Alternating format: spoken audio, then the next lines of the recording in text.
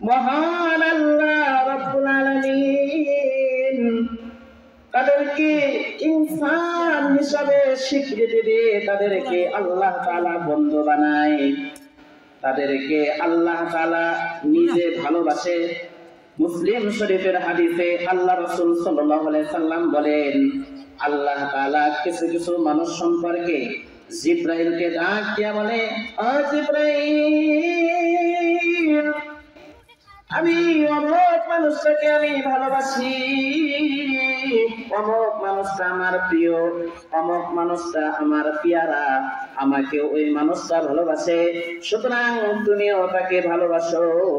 তখন জিবরাইল আলাইহিস সালাম আসমানের যত ফেরেশতা আছে সব ফেরেশতাদেরকে ডাক দিয়ে বলে, ও ফেরেশতারা, ওই যে এমন একজন মানুষ আছে যে দেখতে কালা, তাকে বিশ্রী দেখা যায়, ওই মানুষটাকে আল্লাহ ভালোবাসে, আল্লাহর পছন্দের মানুষ, আল্লাহর মাহবুব বান্দা, তোমরাও তাকে ভালোবাসো।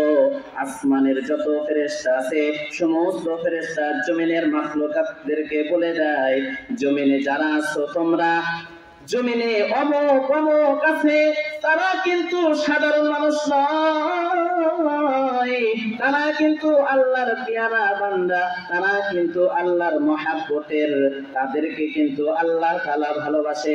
সাবধান, তোমরা তাদের সাথে বেয়াদবি করবে না, তাদেরকে ভালোবাসবে।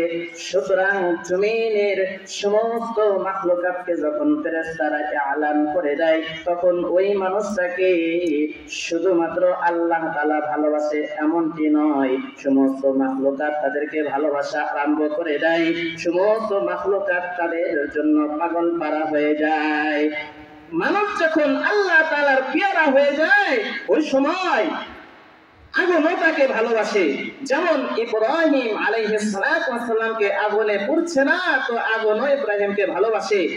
ধারালো ছুরি ইসমাইলকে ভালোবাসে, ইসমাইল আলাইহিস সালামের গলা কাটছে না, ইসমাইল জবিহুল্লাহ, তার মানে ধারালো ছুরিও ইসমাইলকে ভালোবাসে। তখন জামাদাত নাবাতাত হাইওয়ানাতেও তাকে ভালোবাসে, যেমন মুহাম্মাদুর রাসূলুল্লাহ সাল্লাল্লাহু আলাইহি ওয়াসাল্লামকেও মাদ্রাসাও ভালোবাসে।